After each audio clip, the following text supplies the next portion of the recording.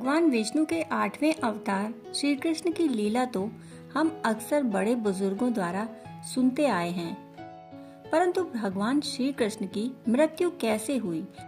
वो कौन था जिसके हाथों श्री कृष्ण की मृत्यु हुई? मृत्यु का कारण क्या था? क्या श्री कृष्ण ने मृत्यु के बाद अपना शरीर त्याग दिया? और उनकी मृत्यु के बाद क्या हुआ? इन सब सवालों के जवाब जानने की जिज्ञासा हर किसी के मन में जरूर होती है। आइए आज हम जानते हैं कि आखिर भगवान श्री कृष्ण की मृत्यु कैसे हुई। भगवान श्री कृष्ण का जन्म 3112 ईसा पूर्व में मथुरा में हुआ था। हालांकि उनका बचपन वृंदावन, बरसाना, नंदगांव, गोकुल और द्वारका आदि जगहों पर बीता। बताया जाता है कि महाभारत के युद्ध के बाद श्री कृष्ण ने द्वारका पर 36 वर्षों तक राज किया, जिसके बाद उन्होंने अपना देह त्याग कर दिया। उस समय उनकी आयु 125 वर्ष थी। दरअसल उनकी मृत्यु के पीछे की वजह 2 श्राप है। आइए जानते हैं इसके बारे में। श्री कृष्ण की लीलाओं से शायद ही कोई शख्स अनजान होगा। मानवता और मानव जाति को लगभग नष्ट कर देने वाला कुरुक्षेत्र का युद्ध शांत हो चुका था। अपनी जीत पर पांडव खुश नहीं थे, बल्कि युद्ध से हुई तबाही को देखकर उनका मन बहुत विचलित था। युद्ध के बाद श्री कृष्ण पांडवों के साथ गांधारी और धृतराष्ट्र के पास बेटे दुर्योधन की मृत्यु पर शोक जाहिर करने और क्षमा मांगने पहुंचे। दुर्योधन का खून से लथपथ शरीर और अंधे माँ बाप की आंखों से आंसुओं की बाढ़ से पांडवों का दिल भी भर आया था।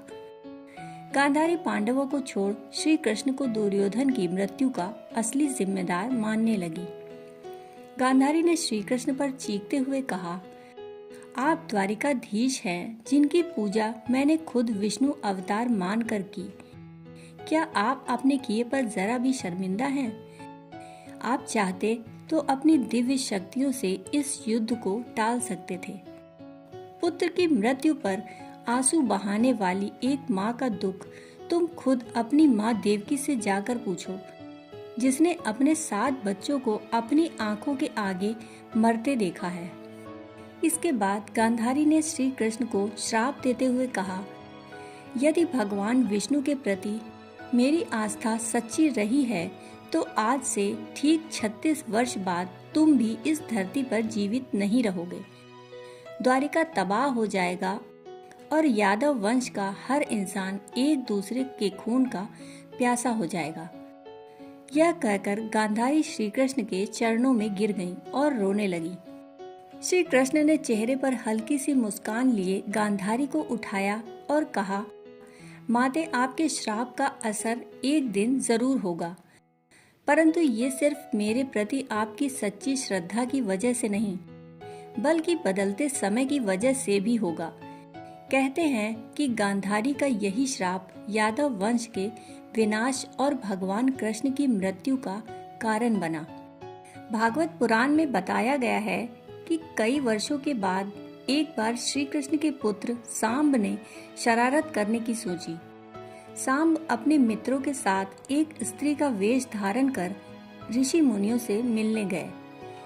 स्त्री के वेश में सांब ने ऋषियों से कहा कि वह गर्भवती हैं। यदुवंश कुमारों की इस शरारत से ऋषियों ने क्रोधित होकर उन्हें श्राप दे दिया कि तुम एक ऐसे लोहे के तीर को जन्म दोगी जो तुम्हारे पूरे कुल का सर्वनाश कर देगा। इस श्राप को सुनकर सांब डर गए और उन्होंने तुरंत सारी घटना उग्रसेन को बताई। श्राप से छुटकारा पाने के लिए उग्रसेन ने सांब से कहा कि तीर का चूर्ण बनाकर प्रभास नदी में प्रवाहित कर दे। ऐसा करने से वह श्राप मुक्त हो जाएगा। जिसके बाद सांब ने वही किया। जिस इलाके में इस चूर्ण को जमा किया गया था, वहां एक खास प्रकार की घास उगाई। यह देखकर उग्रसेन ने कहा कि यादव राज्य में कोई भी किसी प्रकार की नशीली सामग्री का इस्तेमाल, उत्पादन या वितरण नहीं करेगा। इसके बाद द्वारिका में कुछ बेहद अशुभ संकेत देखे गए। जिसमें सुदर्शन चक्र, श्री कृष्ण का शंख, उनका रथ और बलराम के हल का अदृश्य हो जाना शामिल है। द्वारिका में अपराध और पाप बढ़ने लगे थे। यह देख श्री कृष्ण परेशान हुए और उन्होंने अपनी प्रजा से प्रभास नदी के तट पर जाकर पापों का प्रायश्चित करने का आग्रह किया। गांधारी के श्राप के अनुसार यादव वंश के सभी लोग आपस में लड़कर मृत्यु को प्राप्त हो गए। भागवत पुराण में बताया गया है कि एक दिन श्री कृष्ण पीपल के वृक्ष के नीचे विश्राम कर रहे थे। इसी दौरान जरा नामक एक शिकारी वहां हिरण की तलाश में आ गया। जरा ने कृष्ण के हिलते हुए पैरों को हिरण समझा और तीर चला दिया और उस बहेलिए का तीर श्री कृष्ण के पैर में लगा। दरअसल इस तीर में उसी लोहे के तीर का अंश था जिसे सांब ने उग्रसेन के कहने पर चूर्ण बनाकर नदी में प्रवाहित कर दिया था। इसके बाद शिकारी श्री कृष्ण के पास पहुंचा और अपनी गलती के लिए उनसे क्षमा मांगने लगा। तब श्री कृष्ण ने उसे सांत्वना दी और बताया कि कैसे उनकी मृत्यु निश्चित थी। श्री कृष्ण ने कहा, त्रेता युग में लोग मुझे राम के नाम से जानते थे। राम ने सुग्रीव के बड़े भाई बाली का छिपकर वध किया था। अपने पिछले जन्म की सजा उन्हें इस जन्म में मिली है। दरअसल जरा ही पिछले जन्म में बाली था। यह कहकर श्री कृष्ण ने अपना शरीर त्याग दिया। इस प्रकार ऋषि के श्राप के अनुसार ही समस्त यदुवंशियों का नाश हो गया।